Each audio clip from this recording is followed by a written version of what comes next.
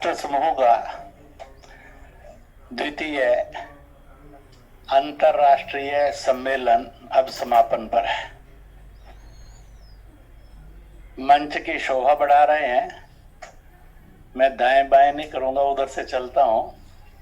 General RN Singh हैं, पूर्व सांसद और राज्य मंत्री का दर्जा भी कभी लिया। ऐसे कठीरिया जी, फिर स्क्वाड्रन लीडर AK सिंह हैं, फिर मेयर। मैं उनको कह रहा था जब वो भाषण देकर आए, मैंने कहा कि आगरा के प्रथम नागरिक का अपने भूमिका बहुत सुंदर निभाई नवीन जैन जी, और बघेल जी को जितना सुन लो उतना कम है। वर्तमान के सांसद बड़े प्यार से सब कुछ कहते चले जाते हैं। प्यार में कोई झंझट नहीं है, मुस्कुराहट कभी रुकती नहीं है। और पूर्व महापौर, अब नाम इंद्रजीत आर्य, वैसे परिचित अच्छे तरह से, वो एकदम निकल गया। इंद्रजीत आर्य, उपस्थित भाइयों और बहनों,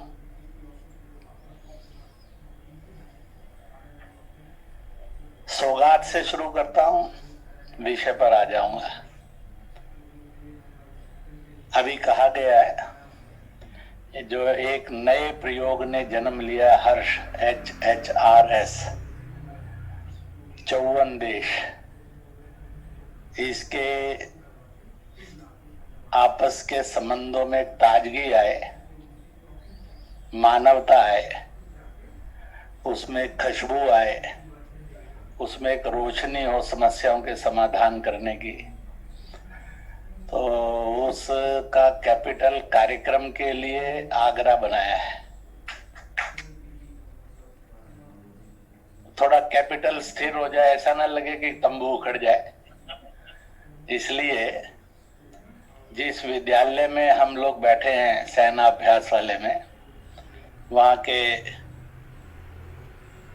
ब्रिगेडियर मनोज जी ने इस बात को ऑफर किया है कि वो एक कमरा और सारी चीजें यहाँ दे देंगे।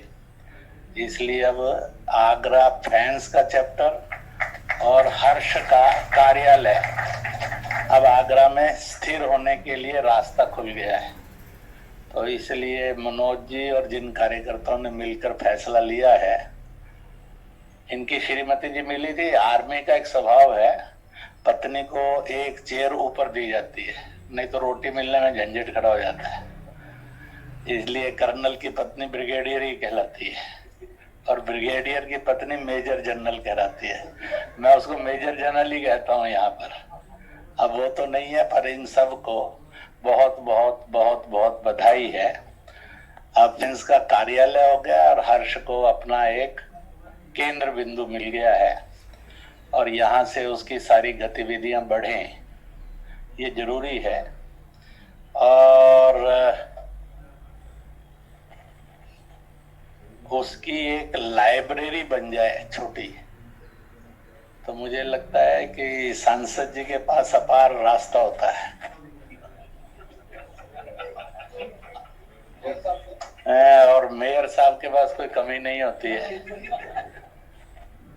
एक उद्घाटन कर दें, एक लोकार्पण कर दें, पर लाइब्रेरी बन जाए। तो इसलिए दोनों ने सहर्ष स्वीकार किया है, इसलिए उन दोनों को भी बहुत बहुत बधाई। वैसे दोनों के लिए रुचिकर विषय भी है क्या? हाँ, इसीलिए मैंने कहा कि रुचि का विषय है। और यहाँ जो विद्यार्थी अभ्यास ले रहे हैं, बीच में महीने 2 महीने में एक बार बघेल जी को बुलाकर कुछ चीजों के कंसेप्शन के लिए एक लेक्चर हो जाया करेगा, और प्रश्नोत्तर के साथ, तो बहुत अच्छा होगा। Bharat, world is one family, वसुदेव कुटुंबकम, विश्व गुरु, सोने की चिड़िया का स्वरूप क्या है, इसका महत्व क्या है और इसकी प्रैक्टिस क्या है आज भी, ये एक अच्छा रास्ता है। हम ज्ञान विज्ञान और चरित्र में, मैंने उद्घाटन पर कहा था, विश्व गुरु कहलाए, और हम अपने राज्य व्यवस्था और समाज व्यवस्था में सोने की चिड़िया खिलाए। उसका कारण है, जब सृष्टि इस संसार का जन्म नहीं हुआ था, 200 करोड़ वर्ष पूर्व ईश्वर ने मानव रूप धारण करने शुरू किए थे। तो प्रथम ब्रह्मनाद जिस शब्द का हुआ था, ना उतनी भाषाएं थी ना बोलियां थी, क्योंकि मनुष्य था ही नहीं, और ना ये मतपन थे। तो कहते हैं कि सृष्टि का ब्रह्मनाद वह ओम था, जिससे संस्कृत भाषा का जन्म होता है। उस समय तक भाषा कोई थी नहीं, क्योंकि मानव ही नहीं था। ईश्वर के भी रूप देवी देवताओं वाले भी नहीं थे। और 200 करोड़ वर्ष के बाद, थोड़ा समय बीतने के बाद, जब मानव की उत्पत्ति हो गई धरती पर, तो मानव से जो पहला शब्द निकला, जिसको वैश्विक शब्द कहते हैं, सृष्टि का शब्द कहते हैं, वो माँ है। इसलिए ब्रह्मांड का पहला शब्द ओम है, जिसमें सब कुछ समाया है। वो निराकार भी है, साकार भी है। और फिर माँ है, क्योंकि संसार की सारी उत्पत्ति का कारण और आधार माँ है। वहीं से भाषा का जन्म हुआ, वहीं से काल का जन्म हुआ, कालगणना का जन्म हुआ, वहीं से प्रथम मानव का जन्म हुआ, और उस तिथि को वर्ष प्रतिपदा कहा जाता है। इसलिए पृथ्वी आई तो सृष्टि संवत आया, पहला मानव आया, तो मानव की उत्पत्ति से मानव जाति का जन्म हुआ। वो 1,98,000 करोड़ तक माना जाता है। तो ये एक सत्य है। अब जिनके ये सत्य दिमाग में नहीं घुसता है, वो बेचारे प्रश्न करते हैं, उनका प्रॉब्लम है, क्योंकि वो वहां तक जा ही नहीं सकते। और इसलिए जिस भूगोल का जन्म हुआ, प्रथम मानव आया, तो अमेरिका, रूस, चीन, जर्मनी, जापान, इंग्लैंड नहीं आया था, इस भूगोल पर आया। और जैसे इस भूगोल पर आया तो भूगोल का जन्म हुआ। जैसे यहाँ आया मानव तो कालगणना का जन्म हुआ। जैसे मानव यहाँ आया तो सृष्टि का उत्पाद शुरू हुआ, सृष्टि का जन्म शुरू हुआ। जैसे ही मानव यहाँ उतरा तो सभ्यता का जन्म हुआ। जैसे मानव यहाँ उतरा, उसी समय भाषा और बोलियों के प्रवाह का उत्पत्ति हुई। और इसलिए वो दिन वर्ष प्रतिपदा था, है और रहेगा। दुनिया की कोई ताकत इस सत्य को बदल नहीं सकती, तर्क हो या ना हो। और भूगोल का पहला शब्द जो उभरा वो भारत है, क्योंकि बाकी देश ही नहीं थे, वहां मानव ही नहीं था। मानव यहाँ आया, जब दुनिया की तरफ बढ़ा तो नए नए देश, नई नई भाषा, बोलियां जन्म लेती गई। इसलिए पहली भाषा वह संस्कृत ही थी। मैं आपको बड़ा सुंदर, मैंने पिछले कुछ वर्षों में ईसाइयों से डायलॉग किया है। अब 2100 वर्ष पूर्व ईश्वर का एक दूत अवतरित हुआ, उसका नाम ईसा है। उसने को मानने वाले ईसाई कहलाए, और उसके रास्ते पर चलने वाले कर्म कांड और रिलीजन के रूप में, मजहब के रूप में वो ईसाइयत कहलाई। और उसका पूजा स्थल गिरजा घर कहलाया। ये चारों शब्द संस्कृत के। लैटिन, फ्रेंच, अंग्रेजी कोई शब्द नहीं है। जब इसकी विस्तार यात्रा शुरू हुई तब प्रश्न खड़ा हुआ कि अगर इन शब्दों के साथ जाएंगे तो संस्कृत है। इसलिए 70-150 साल बाद उसको अंग्रेजी, लैटिन और फ्रेंच शब्दावली दी गई। ईसा क्राइस्ट हुए, ईसाई क्रिश्चियन हुआ, ईसाइयत क्रिश्चियनिटी कहलाई, और गिरजा चर्च कहलाया। मैं केरल की सबसे बड़ी ईसाई मीटिंग में गया हुआ था, जो दुनिया के 200 से अधिक कार्डिनल कैथोलिक रिलीजन के अंदर पोप का चयन करते हैं। भारत में 4 कार्डिनल हैं, 2 केरल में है, एक महाराष्ट्र मुंबई में है, एक झारखंड में रांची में है। 2 से मैं मिला हूं। और जो कार्डिनल क्लिमिक्स है, इनों की इच्छा थी 3 साल पहले मैं उनका, जिस दिन वो कार्डिनल बने थे 1 जनवरी को, हर साल उनका एक फीस्ट होता है, तो मैं उसमें आऊं, तो मैं उसमें गया था पहली बार। उतने बड़े प्रोग्राम में ईसाइयत कैथोलिकिज्म के मैक्सिमम लोग उपस्थित थे बड़े। तब मैंने उनसे पूछा था, ओरिजिनल नेम ईश्वर के दूत का ईसा है, क्राइस्ट नहीं है। ये तो जब आपने तय किया कि रोमन, ब्रिटिश और यूरोपियन विस्तारवाद को लेकर जाना है, तब आपने ईसा को क्राइस्ट किया, ईसाई को क्रिश्चियन किया, ईसाइयत को क्रिश्चियनिटी किया, गिरजा को चर्च किया। और ये चारों संस्कृत में ही थे ओरिजिनली, और आज भी दुनिया में यही है। आप भी यहाँ जब चर्च देखते होंगे तो पुराने सब लोग होते गिरजाघर है। और गिरजा, अगर आप पार्वती का, जगत जननी आदि शक्ति का स्तुति गान पढ़े तो उसका एक बड़ा श्रेष्ठ नाम आता है, गिरिजा। तो ये एक सत्य है। मैं आपको बहुत प्राचीन नहीं है, वर्तमान का कह रहा हूं, और मैं ईसाई सभा में बोलता हूं उनके सत्य को, तो कोई काउंटर नहीं कर सकता, क्योंकि यही सत्य है।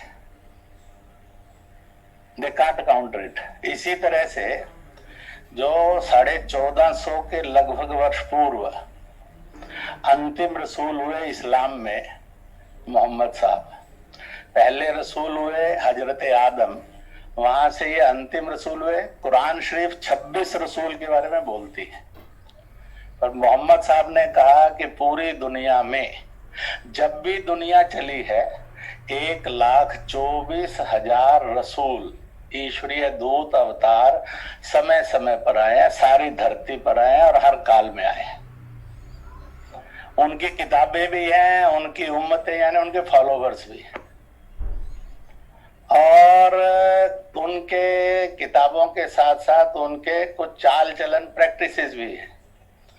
और इसलिए मेरे हर फॉलोवर को 1,24,000 पैगंबरों का सम्मान करना, ये उनका दायित्व बनता है। इट सेज कुरान शरीफ, कुरान शरीफ इसको कहती है। तो फिर राम पैगंबर ही है। मोहम्मद साहब के बाद तो पैगंबरों में गुरु नानक देव आते हैं, पर उन्होंने तो 1,24,000 उससे पहले कह दिए थे। तो इसलिए मैंने उनसे पूछा कि आप गुरु नानक देव जी को पैगंबर मानते कि नहीं मानते। उनका बड़ा संकट खड़ा हो गया, ना कहें तो फंस जाएंगे। थोड़ा सा जो अल्ट्रा सिख है वो भी मेंटली ठीक हो जाएगा, परंतु बुद्ध को, राम को, कृष्ण को, महावीर को किसी ने आज तक मुझे और बीच में अड़चन नहीं डाली, कहो कि यू आर टेलिंग रॉन्ग। और इसलिए वो जो कुरान शरीफ मैक्सिमम अरबी में उतरी है, आप कभी अरबी पढ़िए तो बड़ा मजा आएगा। अरबी कुरान शरीफ में मालिक का नाम, ईश्वर परमेश्वर का नाम सबसे बड़ा अल्लाह है। अल्लाह संस्कृत का शब्द है, अरबी शब्द नहीं है, शुद्ध संस्कृत का शब्द है। आज जाकर शब्दकोश देख भी लेना, मैं उन्हें बोलता भी हुई है और सब मानते हैं हाँ ये संस्कृत। अरबी में ये एडॉप्टेड वर्ड है अल्लाह, और ये संस्कृत का शब्द है। स्वर्ग पाने के लिए जिन अनेक रास्तों को बताया गया है, उसमें सर्वप्रथम रास्ता इस्लाम ने स्वर्ग प्राप्ति के लिए बताया, माँ के कदमों में जन्नत है। अम्मी जान नहीं कहा है, मदर नहीं कहा है, माँ के कदमों में जन्नत है, ये कुरान शरीफ बोलती है। माँ शुद्ध संस्कृत शब्द है, और इसलिए आप जाएंगे तो मैंने तो आज विश्व के 103 देश जिससे प्रभावित हैं और दुनिया के लगभग सब देशों में क्रिश्चियनिटी है, उसका सत्य भी आपको बताया भाषा का। और इस्लाम के 54 देश हैं और दुनिया में नंबर 2 पर सिंगल पॉपुलेशन आती है मुसलमान। मैंने उसके ग्रंथ का भी सत्य बताया, और ये सत्य ऐसा नहीं ये सिर चढ़कर बोलता है, क्योंकि मैंने 20 साल में 25 लाख से अधिक मुसलमानों से इंटरेक्ट किया है। मैंने हजारों हजार ईसाइयों से इंटरेक्ट किया है। लगभग इस्लाम के जितने मेजर सब रिलीजन है 72 में से, उन सब से इंटरेक्ट किया है। 20 से अधिक इस्लामिक देशों से इंटरेक्ट किया है। मैंने ईसाइयत के 229 फिरके हैं, सब रिलीजन्स, उनमें से जितने मेजर हैं सबसे इंटरेक्ट किया है। और मैं सबके चर्च में भी गया हूँ, और उनके कार्डिनल से, विश्व से, आर्क विश्व से, और नीचे की हिरार्की में जाते जाते पास्टर और नन तक, उससे ऊपर फादर आ जाता है, मदर आ जाती है, हिरार्की ऐसे जाती है। वहां तक मैं मिला हूँ और सैकड़ों में मिला हूँ और बातचीत की। तो ये एक सत्य है जिसको दुनिया की कोई ताकत नकार नहीं सकती। एक सत्य मैं आपको और बताता हूं, बड़ा विचित्र है। स्वर्ग में सबसे श्रेष्ठ पौधा कौन सा है? अब ये आपको मिलता है जो देवताओं के लिए है, मानव के लिए नहीं है। पर मानव के लिए कौन सा है? जो मानव से उस स्वर्ग में गया, क्योंकि स्वर्ग ये मानवीय समूह नहीं है, ये आत्माओं का कुंज है। इसलिए वहां कोई ड्रेस कोड नहीं है दोस्तों, बी केयरफुल। आप में से कोई बता सकता है कि हम वहां का ड्रेस कोड क्या है? वहां के मकान निर्माण करने की शैली क्या है? कोई नहीं है। ये तो कल्पना करके जब मानव की उत्पत्ति हुई तो स्वर्ग को भी मानव आधारित प्रकट किया गया, पर वहां तो आत्माओं का पुंज है। शायद इतने बड़े कमरे में ही 800 करोड़ आत्माएं आ जाती होंगी। इससे ये भी बहुत बड़ा है जी। मैं और आप अगर 2 बाई 2 फुट का एक स्क्वायर बनाए और कहें तो 800 करोड़ आत्माएं उतने में वास करती होंगी। देखा किसने? पर मानते सब है और जानते सब।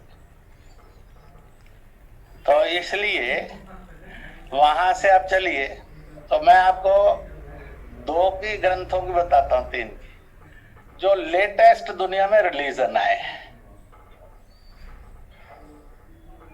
दुनिया के जितने भी मत पंथ हैं, किसी भी मत पंथ में गाय का वध खाना चाहिए, गोश्त अच्छी चीज है, इसकी कोई कोटेशन नहीं है। आप मुझे दुनिया का कोई एक मत पंथ का दायरा बता दो जहां गाय का वध होता और गोश्त बांटा जाता। Not even a single is there in the world. वो मस्जिद हो कि चर्च हो, वो जूडिज्म का हो कि बुद्धिज्म का हो, कहीं नहीं है। और सब जगह पर इसकी श्रेष्ठता को ही माना गया है। और इसलिए पूरे विश्व की 760 करोड़ पॉपुलेशन में से आज 750 करोड़ विश्व के गाय के दूध पर ही जिंदा है। ये पॉलिटिकल रिवाइवलरी के अंदर गाय के वध की परंपरा मानवता में आई है। यह राजनीतिक ईर्ष्या और डोमिनेशन और दूसरे को कष्ट देना, उसको चिढ़ाना, इसमें से जन्मी हुई बुरी परंपरा है। इसलिए इस्लाम क्या कहता है अपनी हदीस में? तो लेटेस्ट वाला बताता हूं, पहले को छोड़ देता हूं। मोहम्मद साहब, एक बार शिष्यों को लगा कि लेट अस टेस्ट आवर नबी, तो उनकी दस्तरखान बिछा, उस पर डिशेज रखी गई। जब वो आए तो कपड़ा हटा, तो उन्होंने नजर घुमाई 7-8 प्लेट पर, तो उन्होंने एक प्लेट को कहा कि इसको उठा लो, और उन्होंने कहा ये जो परोसा है ये बीमारी है, और इस बीमारी का नाम गोश्त है, इसका दूध और घी शिफा और इलाज है। यह एक हदीस है सबसे सुंदर। इन्हें गोश्त बीमारी है, दूध और घी शिफा और इलाज है, इसलिए वहां तो गोश्त खाना वर्जित किया है। परंतु पॉलिटिकल राइवलरी में से वो मिसगाइडेड हुए, इसलिए एक नया अत्याचार जन्मा, एक नई विकृति जन्मी। उनका विकार है, हमारे ऊपर अत्याचार है, इससे मुक्ति तो दोनों को लेनी होगी। हमें अत्याचार से मुक्त होना होगा, उनको उस विकार से मुक्त होना होगा। और ये मैं आपको नहीं कह रहा हूं, ये सब जानते हैं, मैं बोलता हूं। इसके बाद आपने मुसलमानों में महिला और पुरुषों में एक नाम बड़ा सुना होगा, रेहान और रेहाना, मैक्सिमम नाम चलता है। रेहान, इसके लिए कुरान शरीफ बोलता है यह जन्नती झाड़ है, यानी यह स्वर्ग का पौधा है। जिसको आपने अरबी और फारसी में रेहान कहा, उसी को गुरमुखी में, कश्मीरी में, बंगला में, हिंदी में, संस्कृत में, मराठी में तुलसी कहते हैं। तुलसी विष्णु लोक का पौधा माना जाता है।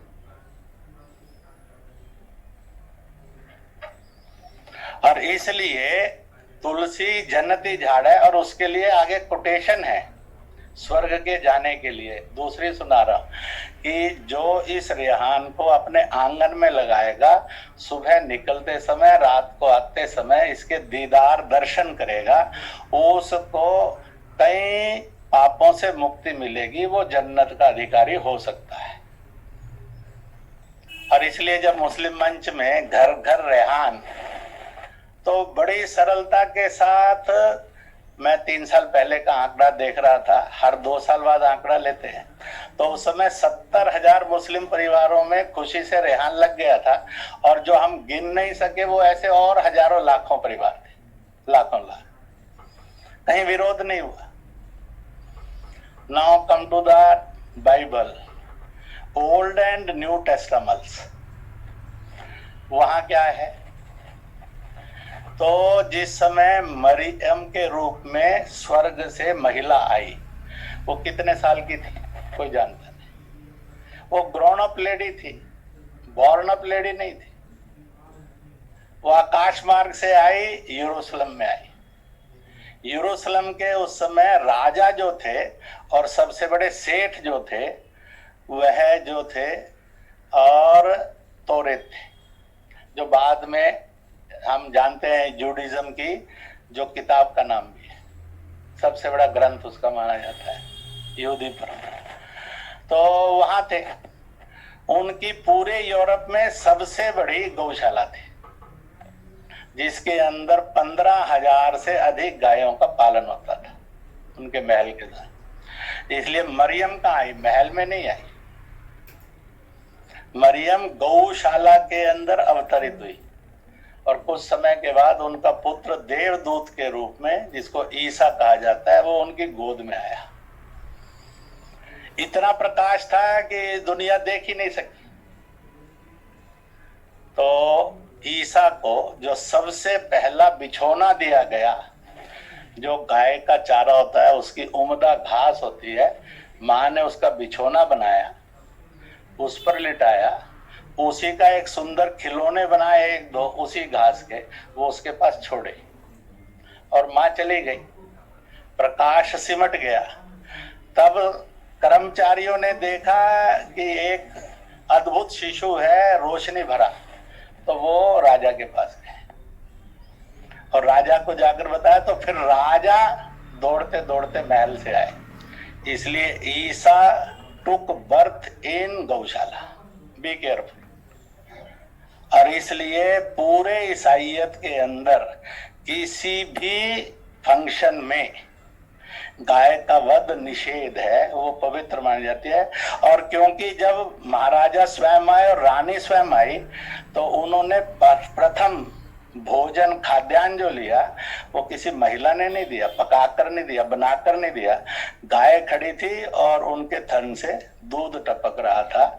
इसलिए ईसा ने जो चुना, उस दूत ने वह गौशाला चुनी और उनको पहला खाद्यान्न गाय का दूध मिला। और इसी के साथ साथ एक और थी, उनके चारों तरफ जो सुरक्षा का चक्र था, वह बीसल का था। अंग्रेजी नाम बोल रहा हूं मैं, लैटिन नाम बीसल। बीसल यानी तुलसी। इसलिए जिस क्रिसमस ट्री में गाय और तुलसी नहीं है, वो पवित्र और आध्यात्मिक, फुल ऑफ ऑल एनर्जीज नहीं माना जाता है। और इसलिए तुलसी के लिए पूरी बाइबल बोलती है it is an sweet whistle, और यह और ट्री ऑफ हेवन है। इसलिए आप अगर जाएंगे तो बौद्ध मत क्या कहता है, जैन मत कहता है, ऐसी ट्रेडिशन तो जाए। ये सनातनी हिंदू ट्रेडिशन नहीं है, ये वैश्विक स्तर पर मानवीयता की परंपराएं थी। इसके रिलीजियस दायरे नहीं थे। ये तो मैंने और आपने बाद में बताया ये इसका रिलीजन है, ये इसका रिलीजन है, ये इसका रिलीजन है। फालतू का धंधा खड़ा किया है इस कलयुग के अंदर। और इतना ही नहीं है कि फिर उसमें भी आगे किया है। मैं अभी कुंभ स्नान पर गया था, मैंने कहा आप देश के अंदर एक बड़ा संकट है, इससे कैसे निभरोगे। आजकल जो देवी देवता भगवान है उनके नाम पर जातिवाचक संस्थाएं बन गई। परशुराम ब्राह्मणों के हो गए, परशुराम तो ब्राह्मणों के नहीं थे। गुरु गोविंद सिंह के नाम पर सिखों की संस्था बनेगी। गुरु तो सबके लिए थे। मैंने कहा कि कहीं ना कहीं कुंभ के अंदर सर्वधर्म बुलाकर ये कहो किसी देवी देवता अवतार पुरुषों पर कोई भी जातीय संस्था बनाने को निषेध कर दे, भारत एक कैंसर से मुक्त हो जाएगा। भारत एक भयानक कैंसर से मुक्त हो जाएगा और दुनिया को सब तरह के कैंसरों से मुक्ति का मार्ग शुरू हो जाएगा। मानव जाति कैंसर मुक्त हो जाएगी। उसकी मन बुद्धि का जो एक कैंसर है जब इससे निकल जाएगी तो शरीर को कैंसर नहीं छू सकेगा। ये विकार है जिसके कारण बीमारियां उसको छूती हैं, कीटाणु उसमें प्रवेश करते हैं। तो सबने माना कि ये तो ठीक है। मैंने कहा करिए साहब हिम्मत करके। तो कहने लगे कि आपकी भी बात दुनिया सुनती है। मैंने कहा जब करने लगोगे तो मैं भी आ जाऊंगा, मुझे कोई समस्या नहीं है। परंतु आज हमने जो ईश्वरीय दूत हैं, अवतार हैं, ईश्वर के साक्षात स्वरूप हैं, उन देवी देवताओं को जो प्राणी मात्र के कल्याण के लिए थे, प्राणी मात्र से छोट घटे तो मानव मात्र के कल्याण के लिए थे, जो मानव मात्र कल्याण से बढ़कर प्राणी मात्र के कल्याण के लिए थे, जड़ और चेतन के कल्याण के लिए थे, उनको भी हमने जातीय बंधनों में बांध दिया। कहा कृष्ण जी होंगे तुम भगवान के मुरली बजाने। हमारे तो याद अभी है, कृष्ण को किसी की जाति की बहुत थोड़ी है। परशुराम जी आप सिर्फ ब्राह्मणों के हैं। परशुराम जी और कृष्ण सुनते होंगे तो माथा पकड़ कर कहते होंगे कौन से कोड में चले गए हैं मुझे मानने वाले। और दोनों यानी विश्व निर्माता का संचालन करने वाले के अवतार है। परंतु ये रोग जन्मते हैं तो इन रोगों को अगर आप कहेंगे यही सत्य है तो आप कभी सत्य खोज ही नहीं सकेंगे।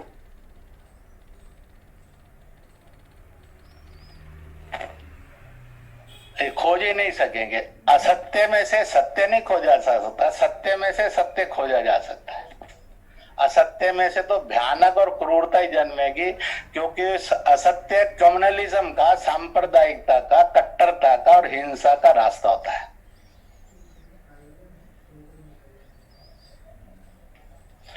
अब सिक्की में जाएंगे तो 10 पातशाही जो जन्मी, जब 10वीं पातशाही के भी आधा जीवन बीत गया और धर्म पर अत्याचार थे, उन्होंने खालसा पंथ का निर्माण किया। सिक्खी तो उस समय जन्मी, उससे पहले सिक्खी थी ही नहीं। पर आज कहा तो तलवार लेकर खड़े हो जाए, साले तू समझदा की है, लावे वोटी है थी। एक वोटी बीवी को कहते हैं, एक वोटी सिर को कहते हैं पंजाबी में। क्यों सरदार जी ठीक है ना? मैंने पंजाबी सुना दी, आगरा में आकर गुरुमुखी से इधर उधर हो गए ना, तो इसलिए ये एक है। परंतु आज 10 के 10 गुरु 5 ककार में हो गए। अब मालूम नहीं है ये गुरुओं के साथ ईमानदारी है कि कुछ और है, पर अब हो गए हैं तो मान लेना चाहिए। परंतु बाकी सबने माना, ये उनकी महानता है। जिन्होंने उनको संकुचित किया उनका ही अपराध है। परंतु आज इसको कहना बहुत कठिन है, कहेंगे तो झगड़ा होगा, क्योंकि कट्टरता के सामने टिकना बहुत कठिन होता है, पर रजिस्ट तो करना पड़ता है। इसलिए आप वैश्व विश्व में जाएंगे तो ये हमारे सेंट्रल एशिया को दुनिया के लोगों ने इसको खंडित किया। ये सेंट्रल एशिया है, ये वेस्टर्न एशिया है, ये ईस्टर्न है, नॉर्दर्न है, ये साउथ ईस्ट है, ये साउथ एशिया है। ठीक है, अब इतने भूगोल बना दिए तो कोई हर्ज नहीं है, तो हम उन सब भूगोलों का एकीकरण का मार्ग तो दे सकते हैं ना। कहते हैं divided we fall, united we stand. एकजुट होंगे तो विजय होगी, लड़ेंगे तो मौत होगी, पराजय होगी। पराजय और मौत एक ही समान होती है। तो जब इसके भी साक्ष्य उपस्थित हैं तो उन साक्ष्यों को क्यों नहीं समझना चाहिए और क्यों नहीं भेजना चाहिए।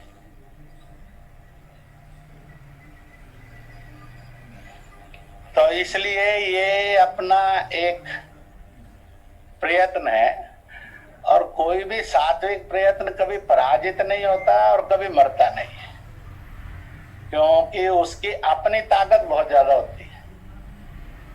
उसको किसी आदमी के सहारे की आवश्यकता नहीं होती, बल्कि आदमी को उन सत्यों की आवश्यकता होती है।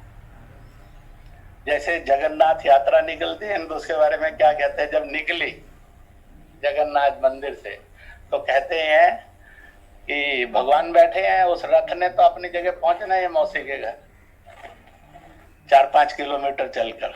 तो हम सब क्यों जुटते हैं, लाखों लोग हिले चलते हैं, हे जगन्नाथ तेरा रथ तो वहां पहुंचने वाला है, हम जुट जाएंगे तो थोड़ा सा कोई 1 मासा 2 मासा पुण्य हमें भी मिल जाएगा, कुछ नर्क बच जाएगा, स्वर्ग आ जाएगा। हम अपने पुण्य के लिए उसको खींचते हैं, और मेजोरिटी लोग जिनको सालों साल से अभ्यास है वो कोई जोर नहीं लगाते, बस उसमें खड़े हो जाते हैं और रथ चलता रहता है, जोर नहीं लगा। जो नौसिखिए से जाता है, जब मैं पहली बार गया था उस रथ यात्रा में तो हमें लगता था जोर लगाओ, 10 कदम बाद हमने फालतू का धंधा कर रहा है, जोर लगा ले, वो तो अपने आप चल रहा है, आराम से खड़ा रहे चलता जा। तो हमें 20-25 कदम में तो समझ भी नहीं आया अपने आप कैसे चलते जाएंगे, पर खड़े हो गए। जैसे मुंबई के बारे में आता है ना, लोकल ट्रेन के बारे में, चढ़ने और उतरने के लिए कुछ नहीं करना, गेट पे खड़े हो जाओ, पीछे से आने वाला धक्का मार कर आपको उतार देगा, पकड़ने समय फिर दरवाजे पर आ जाओ, पीछे वाला धक्का मार कर आप चढ़ा देगा, नो प्रॉब्लम। तो इसलिए यह एक बहुत सुंदर सत्य है। मैं इसलिए कह रहा हूं कि मैंने इन सत्यों को उन समाजों के अंदर और उनके बहुत भयानक क्रूर कट्टरपंथी चेहरों के साथ भी चर्चा की।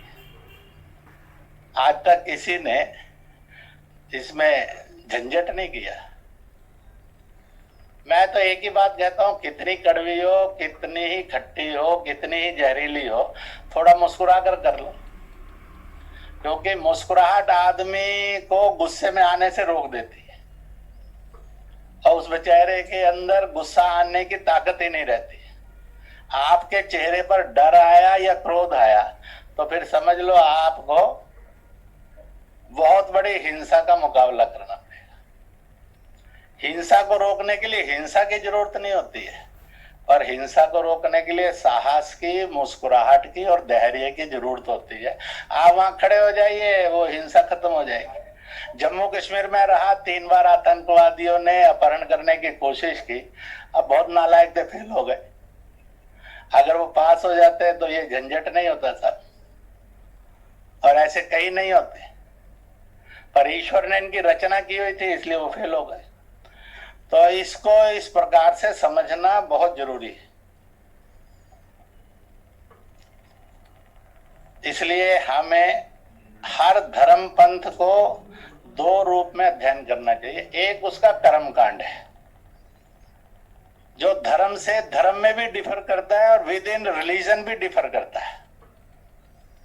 राधा स्वामी का 1 होगा, निरंकारियों का 2 होगा, निहंगों का 4था होगा, नामधारियों का 5वां होगा, अकालियों का 6ठा होगा, और किसी का 7वां होगा, किसी से 8वां होगा।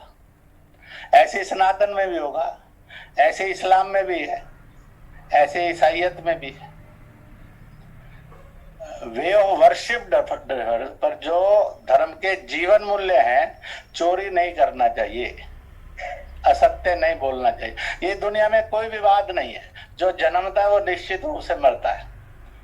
अब पाकिस्तान जन्मा देश है, भारत आ जन्मा, तो हम क्या कर लेंगे, क्योंकि सिद्धांत यही है। इसलिए अभी जब वो कह रहे थे, तो जब अटल जी ने ये वाक्य बोला था, पड़ोसी नहीं बदले जा सकते, तो मुझे 3 विषयों पर केंद्र से तय हुआ था कि आप अटल जी से मिलकर ये सारी बातें करके आओ। तो मैं करने गया था। एक विषय पर उन्होंने कहा कि देखो, मैं हिमाचल धूमल जी के बेटे की शादी में आ रहा हूं, तुम भी वहां है, वहां करेंगे चर्चा। अब वो चर्चा मैं आपसे कभी करूंगा भी नहीं, परंतु मैंने कहा, ये किसने कहा है पड़ोसी नहीं बदलते अटल जी? अरे देख, पॉलिटिक्स में ये सब जुमले चलते हैं, जच गई ना सबको।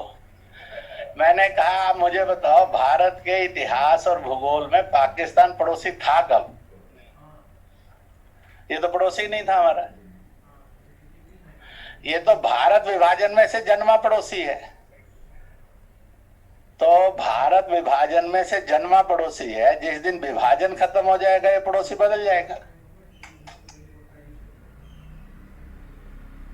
कहते तेरी बात तो ठीक है, अब तो मैंने कह दिया। मैंने कहा नहीं, हम भी इसी का समर्थन करेंगे, आप चिंता मत करिए, हम कुछ और शब्द नहीं कहेंगे।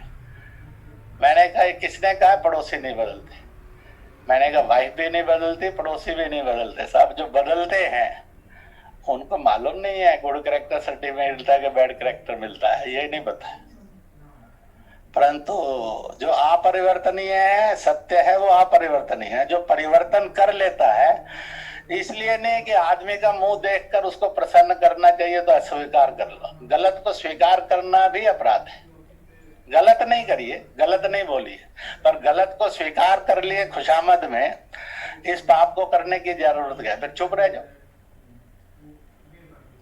तो इसलिए मैंने कहा कि आपको मालूम है, एक मेरे भाषण पर आपने मुझे कहा था, सन 86 के अंदर मैंने जम्मू कश्मीर में मुसलमानों में दिया था, सारे दुनिया के रिलीजन्स में कुछ ही बातें हैं जो डिफर करती है, बाकी सब समान है। और एक समान है, जो जन्मता है वो मरता है। तो मैंने सारी मुस्लिम ऑडियंस से पूछा था, पाकिस्तान की जन्म तिथि बताओ। सबने फटाफट बोल दी, 14 अगस्त अर्धरात्रि 12 बजे 1947। Time is there, date is there, मुहूर्त भी है, तो टिवड़ा तो बना ही सकता है। मैंने कहा, अपने प्यारे हिंदुस्तान की, इंडिया की, भारतवर्ष की, आर्यवर्त की जन्म तिथि बताओ। जो सबसे बड़ा स्कॉलरली मौलाना वहां बैठा था, उसने कहा, जैसे खुदा की जन्म तिथि नहीं है, ऐसे हिंदुस्तान खुदाई मुल्क है, इसकी कोई डेट ऑफ बर्थ नहीं है। सारों ने ताली बजाई। बाद में क्या सोचा होगा मुझे मालूम नहीं। तो मैंने कहा, आप आ जन्मे हैं इसलिए अमर हैं। आप ये बताओ, पाकिस्तान जन्मा है तो मैक्सिमम ने कह दिया उस समय तो पूरे जोश में उसकी मौत होगी। अब वो बाद में उनको क्या पछतावा हुआ होगा और क्या लगा होगा मालूम नहीं, परंतु आर्मी के मेजर जनरल भी वहां बैठे थे, ब्रिगेडियर भी बैठे थे, आरआर राष्ट्रीय राइफल के भी ब्रिगेडियर बैठे थे, डीएम भी थे, वहां के स्पेशल डीआईजी आए, क्योंकि सबके मन में ये था पता नहीं आज की महफिल में क्या होगा। तो मैंने यही कहा था, आपका काम है खून खराबा ना हो, मेरा काम है प्यार मोहब्बत बने। आप अपना करिए, मैं अपना करूंगा, we will make a history. तो सबने मान लिया था। तो इसलिए, और फिर पड़ोसी एक ही क्यों रखना साहब? जब हम विभाजन करके 2-3 पड़ोसी क्रिएट कर सकते हैं हमने, तो उनका विभाजन होकर 2-4, एक सिंधु देश भी पड़ोसी हो सकता है, एक बलूचिस्तान पख्तूनिस्तान भी पड़ोसी हो सकता है। ये कहाँ लिखा कि ये नहीं होंगे? कहीं लिखा हुआ? कुछ नहीं है। परमेश्वर से प्रार्थना तो कर ही सकते हैं ना, 5 वाक्य 5 शब्दों की, और वो छोटी सी है। 2 शब्द मैं बोलूंगा, 3 आप बोलना, जरा खंगार कर बोलना, लाहौर पहुंचने चाहिए वो शब्द। मैं कहूंगा मृत्यु हो, आप कहेंगे अखंड। मृत्यु हो, मृत्यु हो। थोड़ा मुट्ठी बंद करके जोर से, नहीं तो ये आगरा में भी नहीं पहुंचेगी, वो लाहौर कहाँ जाएगी। मृत्यु हो, जच गया ना मामला। बस यही, और ईश ने इसको करना ही है।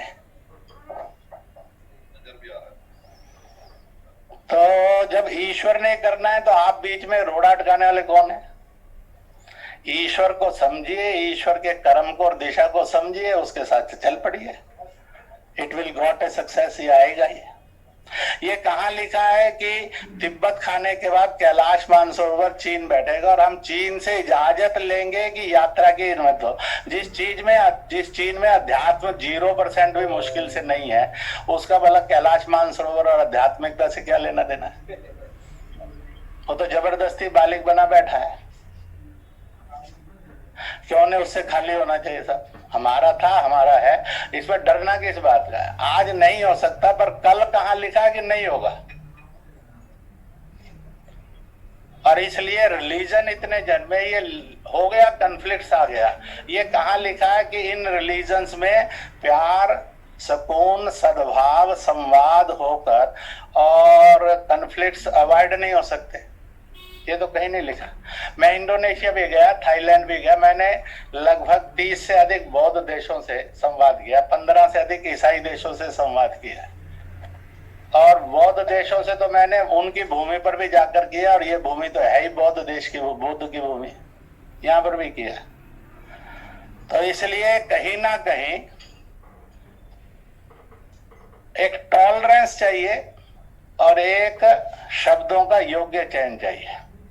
कभी कभी कुछ लोग बड़े मिलते हैं, नहीं जी मेरे कहने का मतलब ये नहीं था। जब तेरे कहने का मतलब नहीं था तो ऐसा नालायक शब्द चुना काहे को तूने? हो गया ना झगड़ा। भाई तेरे कहने का मतलब ये नहीं था, ये कहां से इतना बड़ा ज्ञान लेकर आएगा आदमी? तूने तो कह दिया। ये नहीं चलता है। अगर हमारे कहने का ये मतलब नहीं है तो फिर उस जो मतलब है उसी के अनुसार शब्द चुनना चाहिए, फिर दुनिया का मन जीता जाता है। एक बार आप दुनिया के मन में बैठ जाइए तो बघेल साहब ने कहा कि मुसलमान, मुझे मालूम नहीं कितना मानता है कितना नहीं मानता, लोग कहते हैं बहुत मानता है, पर कहीं आकर फिर कान में कहते हैं इंद्र जी थोड़ा संभल कर रहना, झंझट में मत पड़ जाना कल। तो जो भी है, ये कहाँ लिखा है कि एक गाय थी वो गधा हो गया? अगर गाय गधा हो सकती तो ये कहाँ लिखा कि गधा फिर गाय नहीं हो सकता? तो हो सकता है।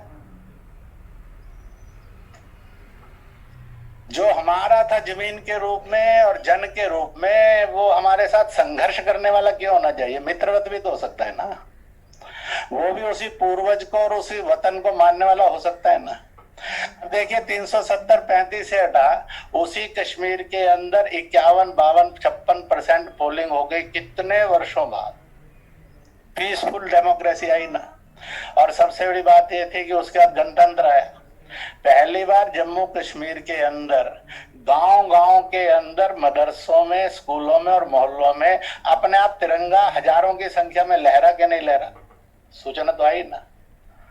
तो ये किसने कहा ये असंभव है, चेंज नहीं हो सकता? इसलिए भारत सोने की चिड़िया क्यों कहलाता था, उसी के साथ एक दो बात कहकर समाप्त कर दूंगा। हमारे पास बहुत बड़ा भंडार था। भारत कभी ऐसा था, उसमें बड़ी अजीब कहावतों ने जन्म लिया।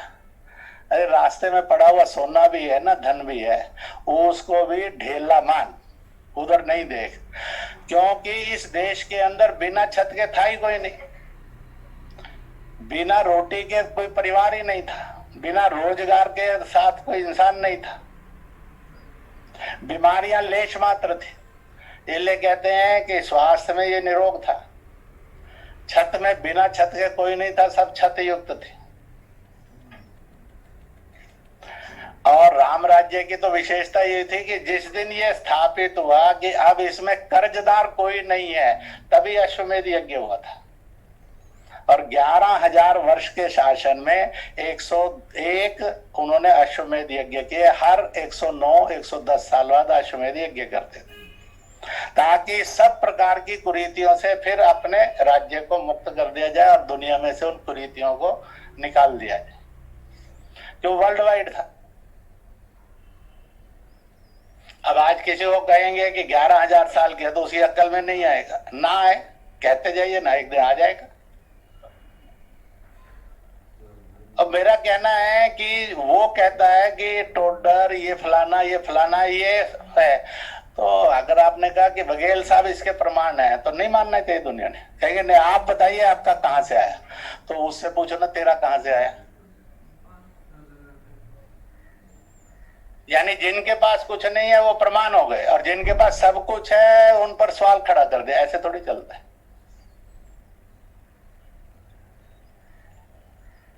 तो इसलिए ये था, इसलिए आप देखें ना अल-बरूनी ने और फाहियान ने जो लिखा है और ह्वेनसांग ने, वो कहते थे कि अजीब देश है था। घर पर पहुंचे तो हाथ और पैर धुलाने के लिए पानी पानी पानी होता था। वहां हाथ धोने से काम नहीं चलता था, पैर भी धोने पड़ते थे। जब भोजन पर बैठते थे तो पानी होता ही नहीं था, छाछ होती थी, शरबत होते थे, तरह तरह के पेय होते थे। In food there is no water, before food and after food there is water. हम इतना समृद्ध देश थे साहब। किसने लिखा? मैंने और आपने थोड़ी लिखा है। उनको क्या जरूरत पड़ी थी ऐसा लिखने, क्योंकि हम थे, पर आज नहीं है, ये भी एक सच है। और ये कहां लिखा? कल ऐसे नहीं हो सकते, कहीं नहीं लिखा हुआ है, तो क्यों नहीं होंगे? यानी आप उसको पढ़िए, बड़े मजेदार अनुभव है। वो कहता है कि घर पर पहुंचे, भोजन पर बैठने और घर में घुसने से पहले भी पानी के दर्शन हुए। जब भोजन कर लिया और घर से निकलने लगे तब भी पानी देवता आया, पर पूरे भोजन में पानी नहीं था, तो तरह तरह के पेय थे, फलों के भी थे, तरह तरह की औषधि वनस्पतियों के भी थे, फुल ऑफ जूसेस भोजन होता था, दूध दही घी छाछ पर्याप्त होता था। उन्होंने कहीं नहीं लिखा कि इस देश में भिखारी है। जितने नाम लिए बघेल साहब ने, इनमें से किसी ने लिखा कि हिंदुस्तान में भिखारी है? किसी ने नहीं लिखा। क्यों नहीं लिखा? वो तो लिख सकते थे ना, जो थे ही नहीं तो लिखते कहां थे, और आज हैं तो लिखेंगे कैसे? हम इसलिए सोने की चिड़िया कहलाए कि लोग दूसरे के द्रव्य को भी छूना और उठाना पाप समझते थे, अपराध समझते थे, उसको मिट्टी समान समझते थे, इसलिए हम सोने की चिड़िया थे। भूख से मौत नहीं होती, छत के बिना कोई था नहीं, भूखा कोई रात को सोता नहीं था, कर्ज में कोई नहीं था, सबको रोजगार था। इसलिए राम के राज्य को दुनिया क्यों याद करती है? आज तक मुझे पूरी दुनिया में बता दो, इसके पैरेलल किसी ने कोई और राज्य देखा, सुना और आया? किसी ने लिखा? क्या अमेरिका ने लिखा, इंग्लैंड ने लिखा, रूस चीन जर्मनी जापान ने लिखा? किसी ने नहीं लिखा।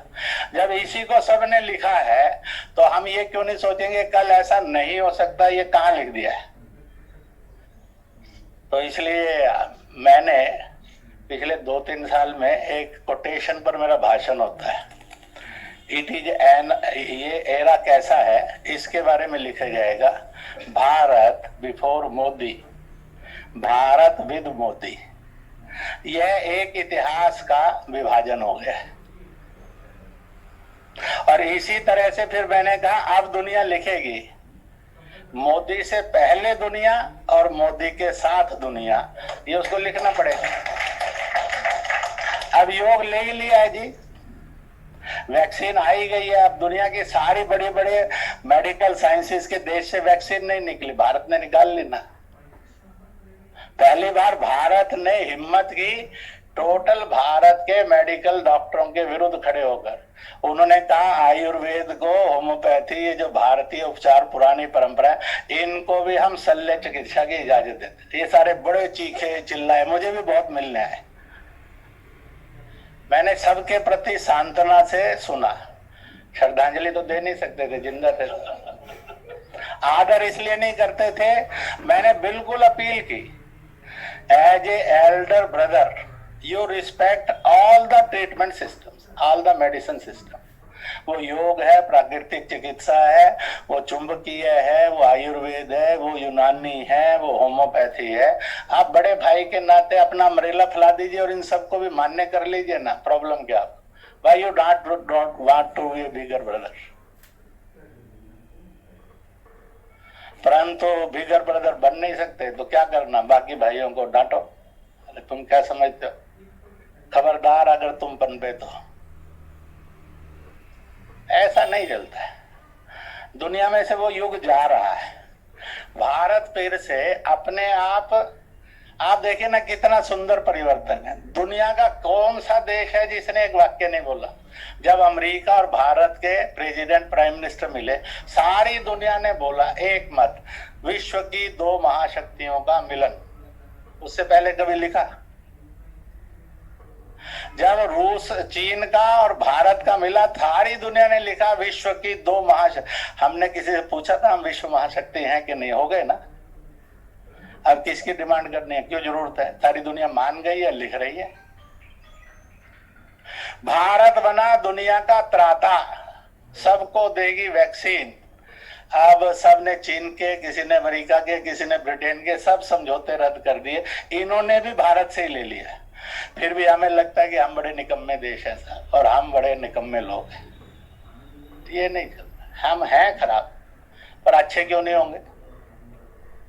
इसलिए मैंने प्रारंभ में कहा था कि इस हर्ष का उद्देश्य ये नहीं है इन देशों की स्वायत्तता और स्वतंत्रता का अपहरण राजनीतिक और भौगोलिक किया जाए। स्वतंत्र देश रहेंगे, स्वतंत्र उनकी राजनीतिक नीतियां रहेंगी, स्वतंत्र उनकी नीतियां रहेंगी, झंडे रहेंगे, सेनाएं रहेंगी, पर सब मिलकर एक होकर इन मैनी सर्कल्स हम चलेंगे और हम मार्ग ढूंढेंगे और दुनिया को मार्ग दिखाएंगे। जहां अच्छा होगा उससे ले लेंगे, जो अपने पास अच्छा है वो देते चले जाए। आत्मनिर्भर भारत, ये आत्मनिर्भर भारत का स्लोगन नहीं है। आत्मनिर्भर भारत भारत का एक मानवीय संदेश है जो दुनिया के हर देश के लिए है। अपना बनाओ, अपना बेचो, अपना खरीदो, अपने का उपयोग और उपभोग करो, उसका गुण गाओ, अगर उसकी गुणवत्ता में कमी है तो उसकी गुणवत्ता बढ़ाओ। ऐसे स्वयं किसी को अपनी मंडी दो नहीं और दुनिया की मंडी के अंदर स्पर्धा करो। ऐसा हर एक देश होना चाहिए। इसलिए आत्मनिर्भर भारत का नारा it is an eye opener for the all world.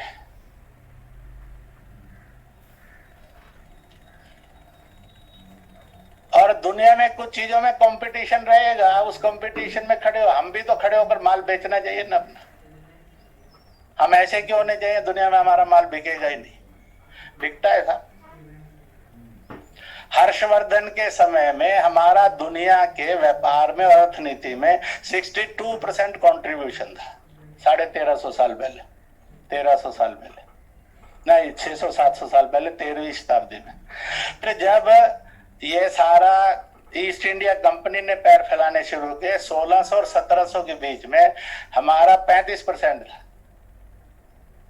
तो आज कितना हो गया? पर ये हमारा बेड़ा गर्क किसने किया? हमारी सारी ज्ञान और समृद्धि की क्षमता को लूट लूट कर अंग्रेज ले गया। आप तो दुनिया के समृद्ध देश हो गए, हमें दिवालिया बना दिया। अब क्या करेंगे उसको गाली देकर? तो आने वाला नहीं वापस। पर हम फिर क्यों नहीं समृद्ध हो सकते? इसका मतलब कि हम में वो सब क्वालिटीज थी, आज भी है, हमें उसको रियलाइज करना है तो हम वो हो सकते हैं। मैं जब भूटान गया था, प्राइम मिनिस्टर से मिला, राजा उस समय कहीं बाहर थे, लोकतंत्र आ गया था भूटान के। उन्हें कहा इंद्रेश जी एक बात सच बताए, महल में थे, उन्हें कहा हमें तो यही मालूम था दुनिया का सबसे महान देश भारत है, ये आपने बताना शुरू किया नहीं नहीं अमेरिका हमसे अच्छा है। हमने तो आज तक अमेरिका के साथ कोई शिक्षा का अनुबंध ही नहीं किया कि वो यहाँ कुछ स्टूडेंट भेज दे और हम उनके देश, हमें मालूम है वहां गया और कहीं ईसाई हो गया तो एक नया झंझट खड़ा हो जाएगा भूटान में। इसलिए उन्होंने चर्च को अनुमति नहीं दी, आज तक मस्जिद को अनुमति नहीं दी। कौन है उसको जो कह दे कि कम्युनल है कंट्री? किसी में साहस नहीं है। उसने कहा सारी दुनिया में ग्रॉस डेवलपमेंट जीडीपी है, उन्होंने नहीं किया। उन्होंने ग्रॉस हैप्पीनेस का फार्मूला लिया। गरीब है कि अमीर है, वो जो प्रसन्न है, तो हर आदमी को मूल रूप से प्रसन्नता चाहिए। It is a basic need. नाट की समृद्धि चाहिए। और इसलिए आज दुनिया के कितने देश को अध्ययन कर रहे हैं, भारत ने भी उसका गहराई से अध्ययन किया। हो सकता है कि हम दुनिया की मार्केट के अंदर एक नए मॉडल को दें कि अब हमारी समृद्धि और प्रोस्पेरिटी हमारी हैप्पीनेस, वह डेवलपमेंट से नहीं मानी जाएगी, हैप्पीनेस से मानी जाएगी। दुनिया में एक देश है ताकत से खड़ा है और सब उसको नमन करते हैं। भूटान छोटा सा देश है, 7.5-8 लाख आबादी का, उसकी पूरी सिक्योरिटी आज भी भारत के पास है और वो भारत से सिक्योरिटी विड्रॉ नहीं कराना चाहता, क्योंकि उसको मालूम है जिस दिन भारत से सिक्योरिटी चीन खा जाएगा। वो अपने पासपोर्ट वीसा को आज तक डायरेक्ट नहीं करता, थ्रू भारत करता है। उसको लगता है किया तो ये दुनिया के बदमाश देश, चौधरी देश आकर यहाँ बैठ जाएंगे, हमारा तो सारा कल्चर चेंज कर देंगे। उसने आज तक नहीं दिया था। उसका सारा visa passport system through Bharat है। उसकी full security of the border जो है भारत की सेना के पास है। उसने अपनी आर्मी नहीं बनाई। तो आज भी भारत ये है। और ये भी है कि जो कुछ हम गड़बड़ हुए हैं वो भी हम सब जानते हैं।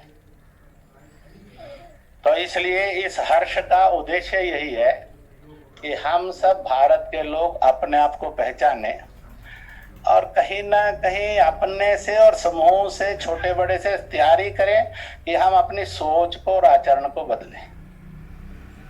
और दूसरा है, हमारे लिए इजीली भाषा के आधार पर, कल्चर के आधार पर, परंपराओं के आधार पर, देवी देवताओं के आधार पर, पूजा पत्तियों के आधार पर, व्यापार के आधार पर, नृत्य संगीत के आधार पर, सब आधार पर यह सेकंड समूह है जिसको विश्व के कूटनीतिज्ञों ने, विशेष रूप से अल्ट्रा वेस्ट और यूरोप ने इस एशिया का विभाजन करके हमें भेद डाले।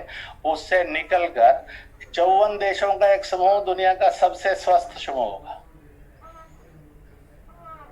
कुछ नहीं है, दुनिया के 103 देश और दुनिया के सब देशों में ईसाई आज 204 करोड़ है। दुनिया के 54 मुस्लिम देश और दुनिया के सब मुस्लिम देशों के सब देशों में मुसलमान की जनसंख्या 250 करोड़ है। अगर जिसको सनातन कहा गया वो और बौद्ध और प्रकृति उपासकों के देश गिने जाएं तो अभी 40-45 से ऊपर चले जाता है। और हमारा पॉपुलेशन वह लगभग 190 करोड़ से 200 करोड़ हो जाता है। Why we should not be united? यही लिखा है कि लड़के ही रहेंगे साहब, गली में भी और घर में भी। क्यों नहीं हम मिलकर रहेंगे? और आप देखिए कितनी तेज गति से सिनेरियो बदल रहा है कि भारत के आज के प्रधानमंत्री को जितने दुनिया के सम्मान मिले हैं उसमें से 80% सम्मान तो मुस्लिम देशों ने दिए।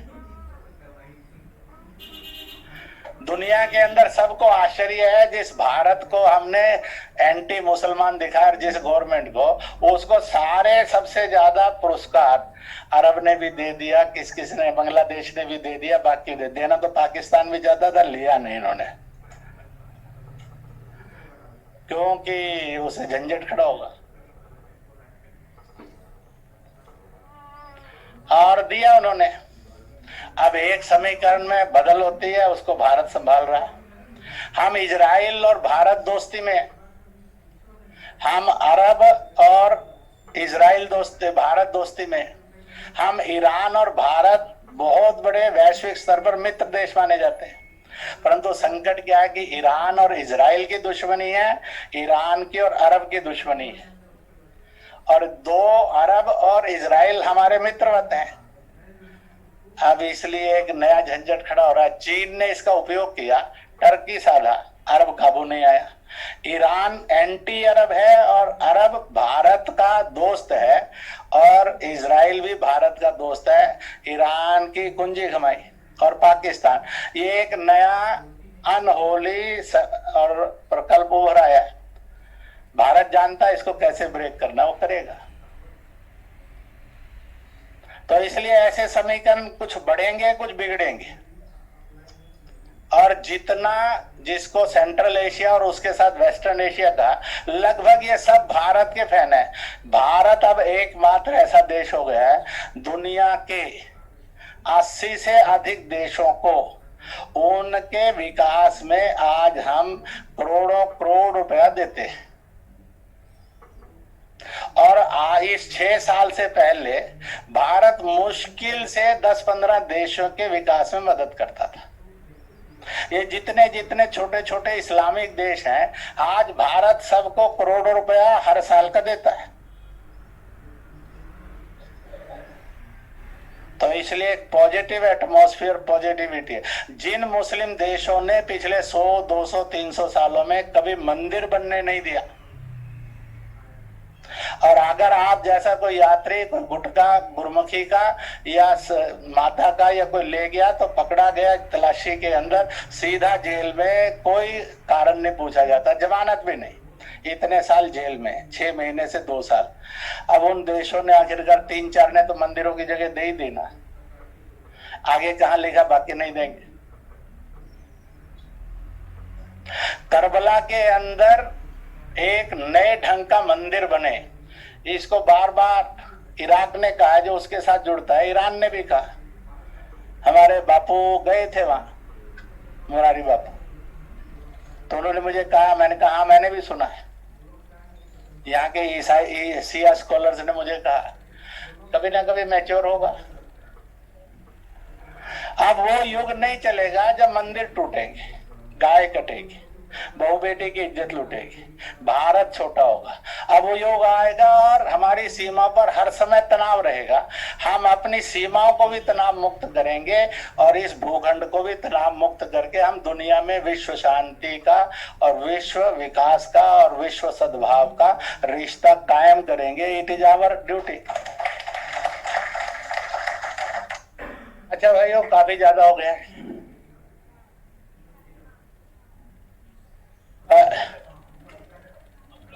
नहीं, आप तो बैठे रहेंगे, बाकियों ने भी जाना है, मुझे भी दिल्ली जाना है। आपके नाम से मैं अपनी छुट्टी ले रहा हूं, तो इसलिए इसको समझना। इसलिए ये non governmental, non political initiative है, और कल ये गवर्नमेंटल और पॉलिटिकल नहीं होगा, ये कहीं लिखा नहीं है, ये होगा। आप हर कार्यक्रम के अंदर केवल आगरा के सांसदों नहीं, थोड़े और 5, 7, 10 को बुला लिया करो। वहां पर 2 साल बाद एक 20-50 सांसद किसी ना किसी रूप में बोलने वाले हो जाएंगे, और 2, 4, 5 सांसद ऐसे भी हो जाएंगे जो प्रधानमंत्री जी के पास कान में फूंक मारने के लिए चले भी जाया करेंगे, और उनका पिकअप बहुत लाजवाब है। संकेत से भी समझ जाते हैं, ना बोलो तो भी समझ जाते हैं,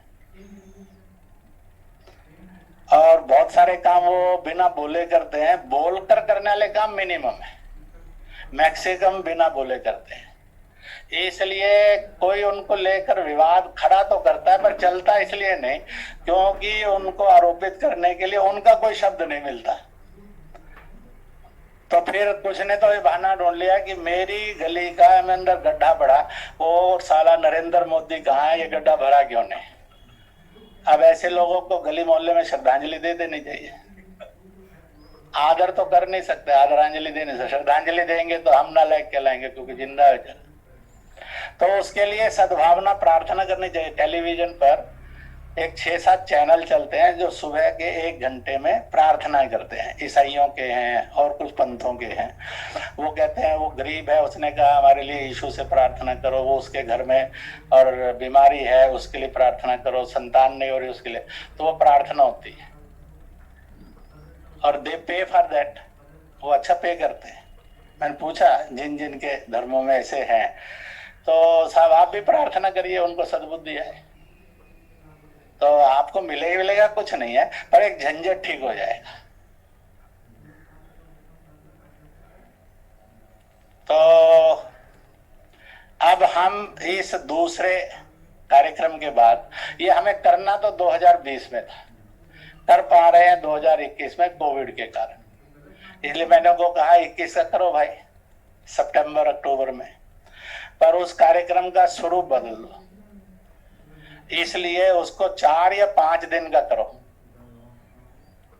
और 3 से लेकर 5:30-6 बजे तक 4-5 दिन सेमिनार रहेगा, प्रत्यक्ष और अप्रत्यक्ष जो भी सिस्टम बनेगा। और शाम को 6:30-7 बजे से लेकर 9-9:30 बजे तक अब राम केंद्रित करना या कृष्ण राधा केंद्रित करना, तो इनमें से करो। बुद्ध केंद्रित बाद में विचार करेंगे। तो वहां फिर विभिन्न देशों के और इस मानवीय ग्रंथ का प्रगटीकरण हो।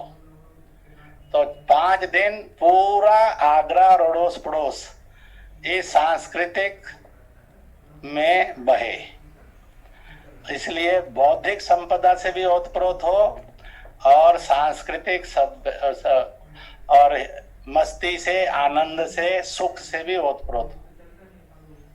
अब आपका मकान तो बन गया, ठिकाना बन गया था। अब आप ये नहीं कहेंगे हम बेघर हैं, जैसे उर्दू वाले कहते रहते हैं हम बेघर हैं।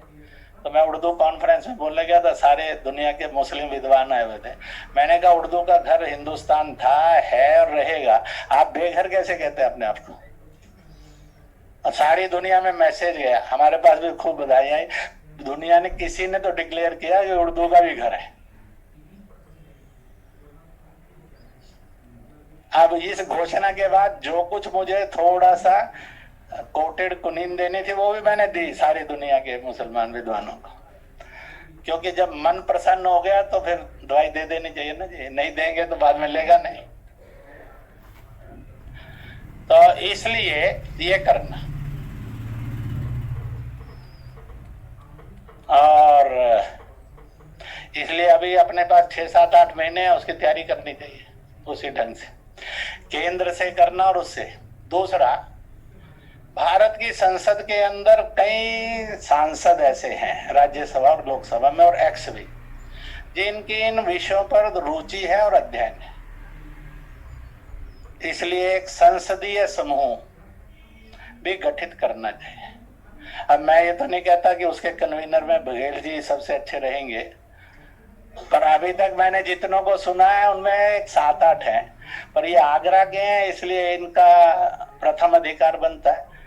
हम मनमोहन सिंह जैसी घोषणा थोड़ी करेंगे कि केवल मुसलमानों का ही अधिकार है। हम नरेंद्र मोदी जैसे करेंगे कि इस देश के संसाधनों पर पहला अधिकार अल्पसंख्यक नहीं, जो गरीब है, दुखी है, पिछड़ा है, कमजोर है, असहाय है, निर्बल है, किसी जाति धर्म का, उनका भारत के संसाधनों पर प्रथम अधिकार है। तो इसलिए एक ऐसा संसदीय समूह भी गठित करना चाहिए। इससे 2 लाभ होंगे।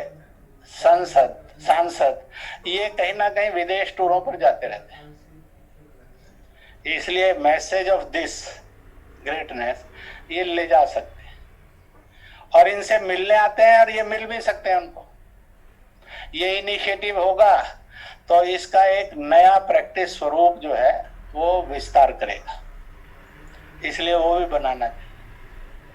और फिर उसी के साथ साथ कहीं ना कहीं एक बात को हमने साफ बोलना चाहिए। चीन ने कहा है कि तिब्बत के 15वें दलाई लामा का निर्णय वो करेगा। उनकी अपनी एक धार्मिक रिचुअल परंपरा है दलाई लामा की। अभी तक अमेरिका ने प्रतिवाद किया, जाते जाते जिसका रेटिंग पॉजिटिव से नेगेटिव हो गया, ट्रंप हो करके गया कि हम चीन द्वारा दखल दलाई लामा को खोजने की और घोषित करने को कभी स्वीकार नहीं करेंगे। थोड़ा चीन को लगा कि ये ठंडा पानी पूरा ही डाल दिया, तो हम भी तय करते हैं, हुई चाइना साहब। कल का तो वो ये कह देगा कि आपका प्रधानमंत्री भी हम तय करेंगे। तेरे बाप का देश है, हमारा देश है साहब। तेरा देश भी हमारा हो सकता है, पर हमारा देश तेरा कभी नहीं हो सकता।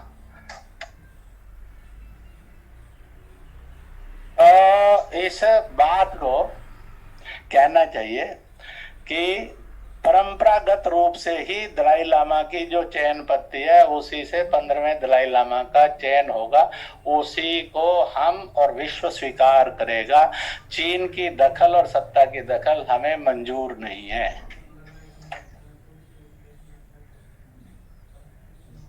नहीं तो ऐसा ना हो नेपाल वाला जैसे कहने लगे हमारे यहाँ अयोध्या भी है, हमारे यहाँ पता नहीं क्या क्या है। अब होंगे, भारत में कोई कम नहीं है, कई जगह अयोध्या है, दुनिया में भी कई जगह अयोध्या बसी हुई है, हो सकती है, पर अयोध्या एक ही है जो उसकी है, पर उसके फ्लेवर से आज कितने होंगे संजय नगर, तो उसका मतलब थोड़े संजय गांधी सब जगह था। और ये भी कहाँ लिखा है ये संजय गांधी से है, हो सकता है धृतराष्ट्र वाले संजय से ही हो। तो इसलिए एक ऐसा समूह भी गठित करना चाहिए।